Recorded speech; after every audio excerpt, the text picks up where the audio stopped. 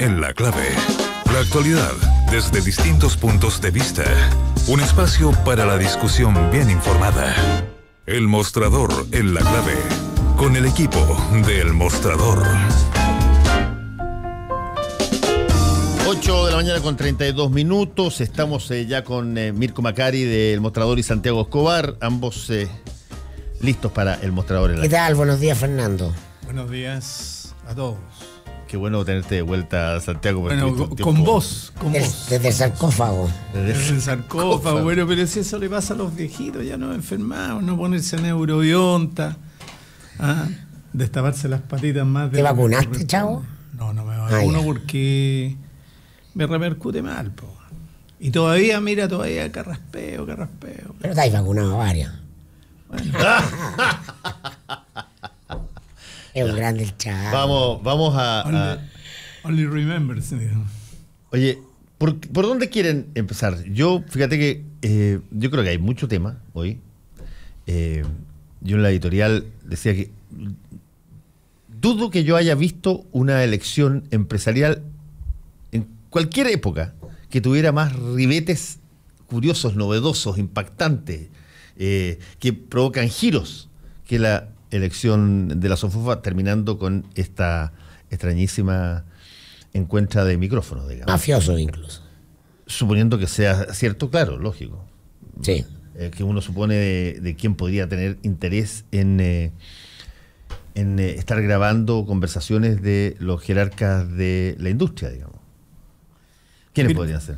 Ahora, a mí, viendo más allá el contexto, que es lo más interesante, el de la disputa de poder generacional al interior de la SOFOFA, ese es como el título de la película para mí, por qué esto se destapa ahora y en qué contexto lo hace, y hay una disputa generacional, un grupo de poder que se resiste a morir, y un grupo que lo impugna. Y esto es el capítulo final, hasta ahora, ¿no? De estas tensiones que se vienen dando en sordina, porque este es un mundo opaco en general. ¿Está hablando dentro del gremio empresarial? Sí, dentro del gremio empresarial. Ahora ya hemos sabido y corroboramos que la información del micrófono estuvo mucho antes que se denunciara a la fiscalía, y que, bueno, obviamente lo supiera el gran público, que nos enteráramos todo el día, jueves en la noche los medios y viernes en la mañana todo el público, la audiencia, y eso ya es sintomático de algo. Yo supe que el día martes el Mercurio estaba en conocimiento de esta información y no la publicó. Mira, yo de verdad creo que uniendo tu editorial y la entrevista al diputado Becker, yo creo que son síntomas de un país, como dice Mirko, de un subdesarrollo exitoso. De verdad. Primero porque es un poco chistoso, ¿no? Es poco profundo todo el tema. Es evidente que en la Araucanía lo que falta es inteligencia profunda. Y la inteligencia profunda no es agente encubierto. O sea, es de verdad algo que te permite, desde el fondo de la comunidad que se interviene, extraer la información que te permite hacer políticas sobre el sector, y entonces la gente no anda sembrando a gente encubierta entre los mapuches, o sea, pero por favor, en las comunidades, en el ambiente, o sea, olvidémonos es el problema que me acuerdo se tenía cuando se sugería en Estados Unidos intervenir, tener agentes subrepticios y disimulados entre los talibanes de Afganistán. Bueno, y entonces, ¿cómo te mimetizas de lo que no eres? Ahí donde todo se nota, digamos. Claro, todo se nota, son procesos profundos. Y luego lo otro, ¿no es cierto?, en medio de... a mí me parece, por ejemplo, muy razonable que el gobierno se preocupe, porque si hay gente que no son ellos, digamos, que no es el gobierno el que anda poniendo micrófonos por todas partes, porque uno supone que los gobiernos ponen micrófonos, y lo ponen en muchas partes, y si no lo hacen están haciendo mal la pega. Pero ahora tienen que explicar, una vez que los pillan, ¿no es cierto?, tienen que explicar por qué le fueron a poner micrófonos, y entonces es plausible lo que tú dices en el editorial, la teoría, bueno, es uno de los candidatos sospechosos del gobierno, pero el gobierno tiene que hacerse el interesado, de que no hayan ciudadanos poniendo micrófono en cualquier parte, espiando o lesionando los derechos civiles de la gente. Ahora, si uno lo interpreta exclusivamente desde dentro de la institucionalidad, yo digo en la época en que no había micrófonos, aquí en la época en la colonia, según Benjamín Vicuña Maquena, ¿no es cierto?, la elección de un oidor en el libro La Quintala, ¿no?, los parientes de uno y otro de los candidatos para un oidor de la Real Audiencia de Santiago se apuñalan a la salida de misa de la catedral.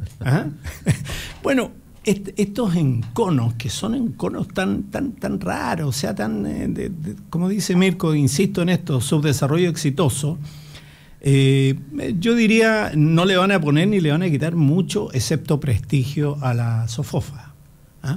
Ya parece, ¿no es cierto?, una cosa media rara este gremio. Tiene una evolución interna interesante. A mí me parece que la aparición de los dueños a dirigir su cosa es lo más interesante. Lo más novedoso que yo he visto. O sea, el poder tratando de no mediarse. Exacto, de no mediarse. Muy bien dicho, exactamente así. Yo me acuerdo desde la época de Ernesto Ayala, Fernando Agüero, Pedro Lizana, ¿cómo se llama? Felipe...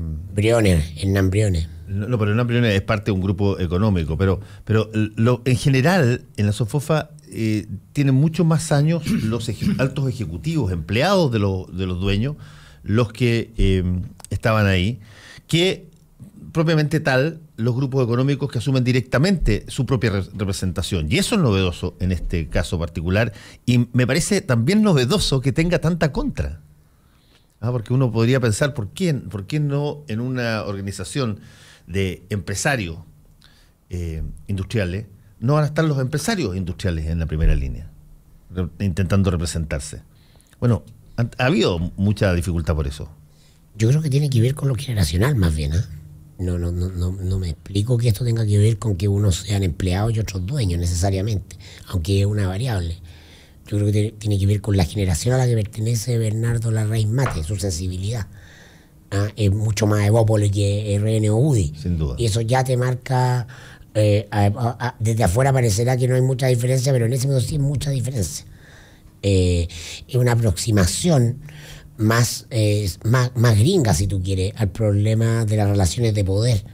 Es menos fáctica porque la SOFOFA ha sido históricamente la rama de organización empresarial más política, más políticamente decisiva. Acuérdate, se hablaba de los sofofos, Pinochet iba a los desayunos con los sofofos, ¿no? Y todos lo celebraban y lo aplaudían, y él se sentía como, ¿se acuerdan, no?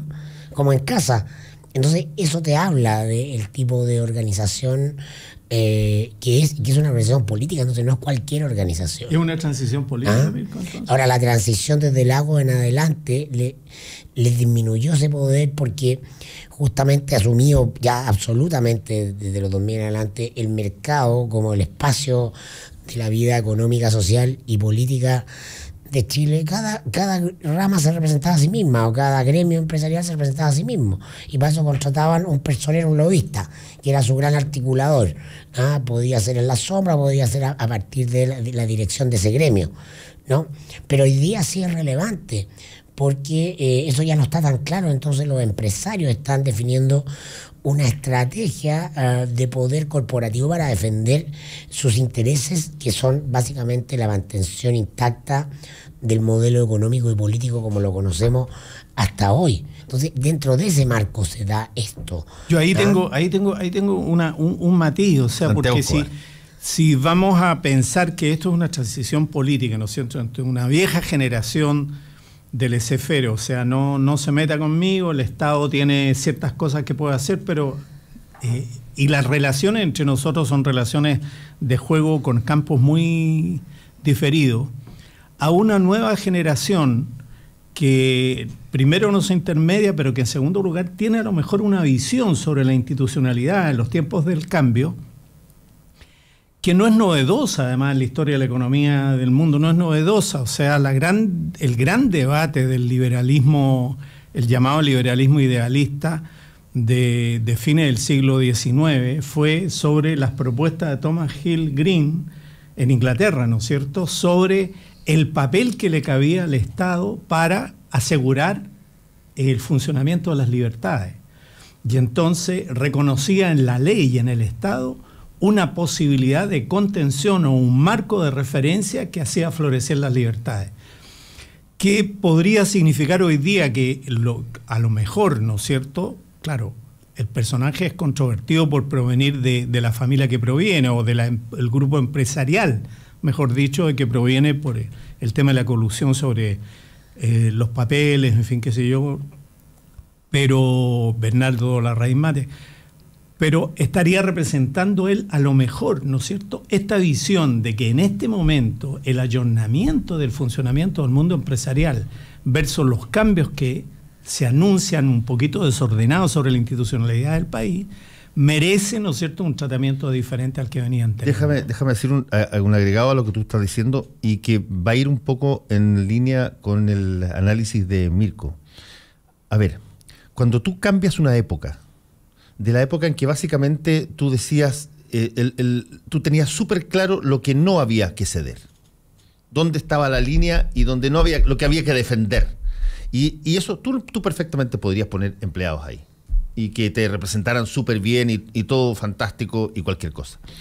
Pero cuando cambia el giro y lo que va a dominar en el futuro y algunos lo internalizan antes, y que son curiosamente más bien los empresarios los que lo internalizan antes que los clásicos representantes del empresariado, de que tienes que ceder en algunas cosas, tienes que conversar con tu stakeholders, como le llaman ahora, que son las personas que son afectadas por todo el contexto de tu empresa, y tienes que ceder cuotas de poder. En la cesión de cuotas de poder, yo creo que lo que están diciendo esta nueva lógica es, ahí decido yo. Ahí estamos hablando de mis facultades, de mi patrimonio, de mis cosas. Si es que vamos a tener que establecer una comunicación distinta, nueva, más empática con los stakeholders, no mandar una directriz de arriba para abajo. Si vamos a tener que establecer bajo el nuevo concepto de Chile, que es más líquido, que es una cosa mucho más fluida, las condiciones para que eventualmente nosotros tengamos una pérdida sintomática de poder en la toma de decisiones, bueno, en ese caso el que tiene que decidir es el dueño del capital y no la persona que de alguna manera es empleada de aquel. Y hoy día asumen, por lo menos aparece Bernardo Larraín Mate, que lo encuentro bien, porque su discurso no tiene nada que ver, sí, tú colocás el discurso de Bernardo Larraín Mate, con todo el papel tissue y toda la cosa que pasa, pero el discurso de él, el discurso incluso de Andrónico Luksic, y lo pone con el discurso clásico de la empresa y parece que fueran dos gremios totalmente distintos. Claro, no es un sofofo de tomo y lomo. ¿Sí? Entonces, Larraín Mate no es un sofofo de tomo y lomo. No, es muy interesante lo que está pasando. Lamentablemente no tenemos estudios de sociología del empresariado. O sea, el empresariado es como una... Tú decías un conglomerado, y eso es verdad. Aparecen como un grupo, ¿no es cierto?, agregado, y la definición de los intereses internos y las relaciones que tienen, donde no son solamente con el Estado de Chile, sino hoy día es la manifestación más transversal, más universal, o sea, más de empresarios externos en muchos aspectos, es muy interesante y lamentablemente no tenemos estudios. Yo por lo menos no conozco sociología y antropología, el grupo empresarial. Genaro Arriagada escribió un libro bien interesante sobre el rol de los empresarios en Chile, bien político. Oye, pero yo no quiero dejar de preguntarles por lo que ustedes tienen en su portada, que se tiran directamente a cuestionar la encuesta CADEM sobre la base de revelar básicamente las distintas raíces que tiene su dueño, en este caso, o la persona que está más ligada a ella, que es Roberto Isaacson. ¿Por qué? ¿Cuál es la ligazón que ven ustedes ahí? Mira, yo creo que aquí hay un tema editorial del diario sobre un aspecto que me parece esencial. Es absolutamente necesario, y se cuenta una historia, no se imputa nada, no se dice que hay manipulación de datos o cosas por el estilo, no, se cuenta simplemente el origen, cómo se consolida CADEM, en qué momento se consolida CADEM, cómo se hace y cuál es el vínculo de ISICSON, porque nos parece que es absolutamente necesario que respecto de una encuesta que pone todas las semanas la agenda, que aparece todos los lunes, ¿no es cierto?, con un dato nuevo, etcétera, y que crea un vértigo político, es muy importante que la ciudadanía tenga todos los antecedentes sobre la mesa y que juzgue. Es decir, una pega netamente periodística y editorial sobre, mire, esto es parte de la historia. Ya, yo te preguntaba eso porque hay en muchos países encuestas semanales que llevan pulso de la situación política. Es más novedosa acá porque esta yo creo que es la primera que lo instala. La primera que es semanal. Es la primera que es semanal. Que es lo que y por lo tanto, tú tienes todos los lunes, llámalo así, de alguna manera, no sé cuándo sale la cadena, pero todos los lunes o todos los domingos y cada comienzo de semana tienes otro flechazo respecto de la situación política según el parecer de las personas que esta encuesta entrevista. Pero no es un fenómeno que no exista en las encuestas semanales. El problema es, según lo que entiendo por el artículo de usted, es que de alguna manera las encuestas tienen que ver o son parte de quienes las conducen, quienes las dirigen, quienes como todas las fomentan, cosas. como casi todas las cosas, sí. No, yo creo que así como hablábamos de las tensiones y las luchas de poder al interior del empresariado y que hay grupos que van de salida y grupos que entran, lo mismo pasa en la industria de las encuestas, que es por las condiciones de descomposición de la política, por el sometimiento de la política al modelo neoliberal como una matriz cultural, un factor de poder súper decisivo. Y CADEM y su cerebro, Roberto Isicson, a quien conozco y que tengo bastante aprecio, se han transformado en agentes de poder. Es decir, la encuesta ADIMARC ha sido que es mensual, y Roberto Méndez, que anunció su salida, ha sido reemplazada por el protagonismo de ISICSON y CADEM. La CEP es muy todavía decisiva para marcar los comportamientos de los actores políticos, pero estamos organizando los medios que construimos la opinión pública, agendas de corto plazo. Entonces la CEP se pasa, no porque pasa la novedad, porque perdió la noticia, y entonces finalmente estamos todos los que construimos agenda en torno a los hechos políticos, bailando al ritmo que va poniendo la encuesta ACADEM. Y por eso es de absoluta relevancia contar la breve historia de CADEM. Es breve porque se origina en las potrimerías del gobierno de Piñera, con Roberto, que viene del corazón de ese gobierno, que era el encuestólogo de Piñera, y ahí está contada toda la trama fina en esta nota, ¿no?, de eso. Y en ese sentido solamente hacemos un aporte de transparencia para mostrar, ¿no?, a dónde está. ¿Quiere decir eso que los números están manipulados? ¿Quiere decir eso que la encuesta académica está comprometida con un mejor resultado para Piñera que para otros? No, en absoluto. No estamos diciendo... No se menciona. Sí sirve, pero sí sirve, sí es importante mostrar, porque todas las cosas, como las encuestas, son hechas por personas, y ninguno de nosotros es neutral. Lo que podemos es ser transparente con nuestras inclinaciones, pulsiones, redes e intereses, o no serlo.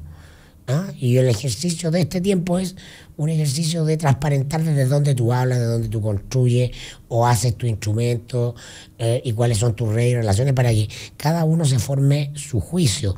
En este caso no es que, y a ver, uno puede asociar a Roberto al mundo de la derecha sin lugar a dudas. Su sensibilidad está con ese mundo, sus compromisos. Él lo habló con nosotros, lo cuenta y también. Roberto está hablando de Isicson o Roberto Méndez. Isicson, Los dos. Roberto Isicson. Roberto Méndez ya anunció que va un poco de salida, ¿no? Deja no, pero los dos de alguna manera claro. tienen su... Y uno además la gracia que Isicson se crió con Méndez, ¿no? Sí, aprendió todo el negocio de Méndez. Entonces, lo interesante para mí, desde el punto de vista más macro, no es que esta encuesta esté hecha para beneficiar al candidato de la derecha, porque en general todas las encuestas privadas o públicas dan números relativamente similares o consistentes.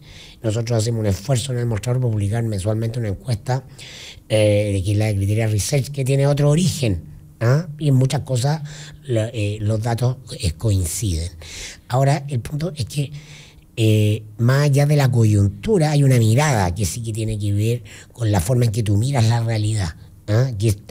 Aquí aspecto oculto incluso para ti mismo. Lo que Maturana dice, no sabemos lo que no sabemos. Las premisas a partir de las cuales tú te planteas un estudio que es tan determinante. En este caso eso es bueno entenderlo. Ahí están los valores, ahí están las pulsiones, la mirada. En el fondo es la política que está sometida a los números. Pero no hay nada más Piñera, porque Piñera se armó una empresa de encuestas, ¿no? Que fue la Fundación Futuro, que le ponía todos los días en la mañana una encuesta en su casa.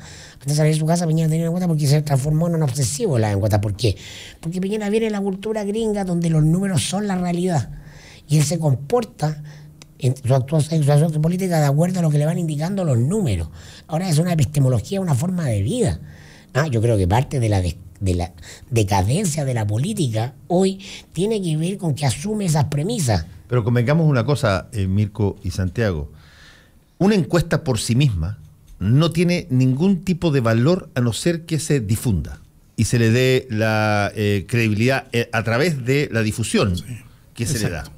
Es decir, yo podría tener una empresa de encuestas, hacer encuestas todos los días y no me pesca ningún medio y nadie lo establece como la encuesta que ni me propone titulares, qué sé yo, Beatriz Sánchez ya alcanza a Guillé o etcétera. Y esa encuesta podría valer callampa. El punto es que, y desde ese punto de vista me parece interesante lo de CADEM, porque en un tiempo muy corto ha logrado de que todos tomen sus hallazgos y los titulen como si fuese un poco la realidad numérica que está pasando. Y porque viene del entorno de Piñera. Mira, yo creo que está validado por pertenecer al mundo que conocemos, porque el sistema de medios va a relevar a los que conocen. Y a los que quiere reconocer. Si finalmente los medios son el primer poder, son los que ponen la agenda. Pues. Pero mira, yo creo lo siguiente, es decir, siempre se ha insistido que las encuestas son una fotografía de un momento. Si tú las repites todos los días, ya no tienes una fotografía, tienes una película, o sea, tienes otra cosa. Tienes un movimiento, ¿no es cierto?, una velocidad que no obedece a una fotografía. Ahora, desde el punto de vista estrictamente metodológico, uno siempre piensa que lo que se acerca más a la realidad son las encuestas que son de carácter presencial, que tienen intervalos de tiempo muy largos, y la verdad es que se han hecho estas encuestas, el caso de la CEP, por ejemplo, bastante asincrónicas de la cotidianidad política, de la agenda política del día. Y estos otros instrumentos son, como tú dices, son atractivos, crean realidad. De alguna manera los medios las toman, las difunden, etcétera.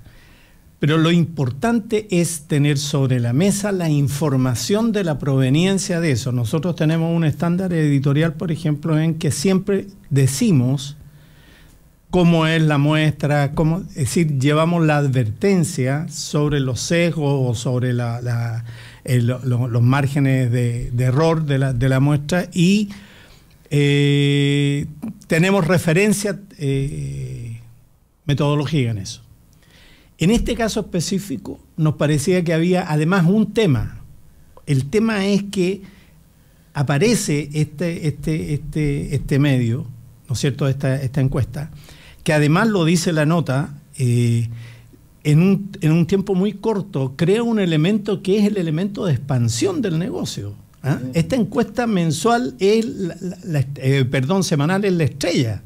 Es la estrella, y la estrella es creada por un señor que se llama Roberto Isaacson. Yo tengo la misma impresión que tiene Mirko sobre él, me parece. Hemos estado aquí en esta mesa también sentados con él, compartiendo. Pero es una historia que la gente necesita saber de dónde viene, no aparece de la nada, ¿no es cierto?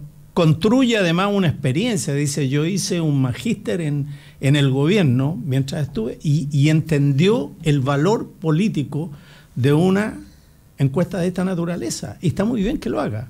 Si simplemente hay que conocer la historia. Yo creo que me parece interesante la puesta en escena del tema, así como diciendo, mira, conozcamos lo que nos influye. porque uno quiera o no quiera, te influye saber, porque tú lo comentas, tú dices, oye, esta pelea está así o asá, mira, este gallo subió, este gallo bajó, y uno tiene que preguntar, ¿y cómo supiste eso? ¿Por qué lo decís con tanta seguridad? Bueno, es que lo leí, ¿dónde? En la tele, como decía Francisco Matúa, pobrecito mortal, en la tele. Bueno, ¿y por qué sale en la tele? Bueno, porque ahí se dio. ¿Y qué validez tiene? ¿Qué sabe en la tele, qué sé yo, cómo se hizo la encuesta? Ah, no sé, pero sale en la tele, sale en la radio, se lee en los diarios. Yo creo que lo que sí es necesario, ya que tenemos hoy día una industria competitiva en materia de encuesta, que es una cosa bien interesante, similar a lo que pasa en otros países, es que es una industria no regulada, en absoluto. Tú no tienes ningún tipo de idea de si es que hay normas comunes para que de alguna manera las cosas puedan darse con algún grado de fiabilidad. La encuesta de IMARC llega en un momento dado a suspenderse en medio del gobierno de Piñera cuando está en su momento más bajo y aparece 2 o 3 meses después y nadie levanta el dedo para decir, oye, pero ¿qué es esta cuestión? Claro, la IMARC se debería haber acabado en ese minuto. Pero llama la atención una cosa también, Fernando, que es bueno decirla, es decir, hay una empresa, un sector, un núcleo competitivo en el ámbito de las encuestas hoy día. Pero sin embargo, si uno ve la regla es de concentración en la economía nacional. Tenemos bajos mercados poco transparentes, poca competencia, excepto la competencia más dinámica se está dando en el nivel de las encuestas, que es creación de realidad de alguna manera o explicación de la realidad puesta de una agenda encima, y eso no deja de ser interesante. Por eso creo que conocer, tener sobre la mesa esta información. Fernando, las empresas que construyen opinión pública en Chile, este mundo que es responsable además de los medios, en conjunto con los medios, pertenece en buena parte a la derecha económica y social. Esa es la realidad. Entonces, el debate en Chile está organizado, ¿cómo se llama? Sus fronteras están puestas por los marcos de ese mundo. Ellos deciden quién entra a hablar y quién no. Y dentro de marco, el pluralismo se define en esa gran cancha. Tú eres parte del pluralismo que me interesa y tú no eres parte del pluralismo que me interesa.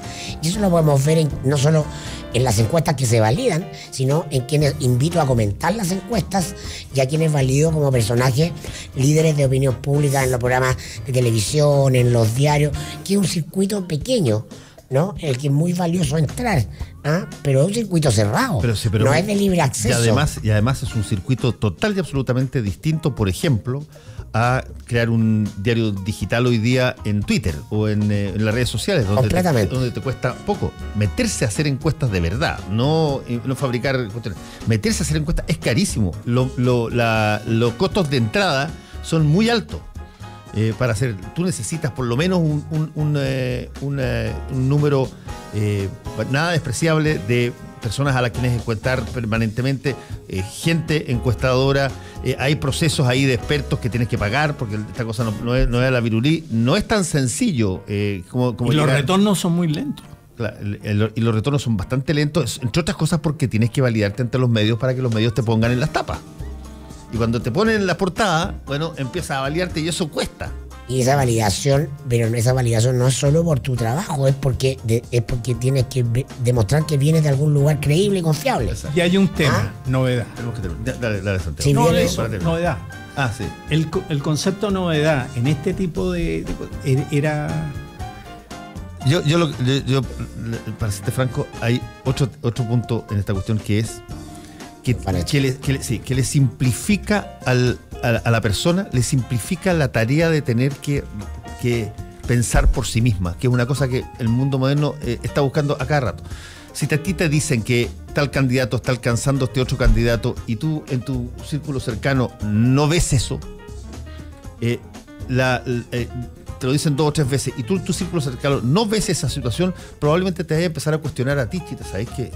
Yo no sé qué está pasando, yo debo estar equivocado, debo estar mal. Pero de alguna manera también las encuestas que están validadas, que se ponen en los medios, colocan realidades que tienen que ver con situaciones que tú puedes transmitir muy fácilmente, sintéticamente, en 2 frases. Sin grande explicación. Lo dice Caleb, lo dice Ademar, lo dice Sepp, y ya. Quedan validadas. En este caso, una encuesta que efectivamente Roberto ha sido un meritócrata, entra ahí, pero el venir del gobierno de Piñera, aquí es lo que relevamos nosotros en la nota, es la carta credencial que te permite decir, tú bien puedes entrar al juego. No es lo mismo vengo del gobierno de Piñera que vengo del Centro de Estudio del Movimiento Estudiantil.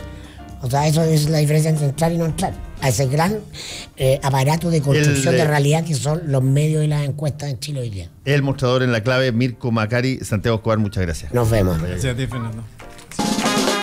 Actualidad con ojo crítico, información desde distintos puntos de vista y discusión bien informada. Fue El Mostrador.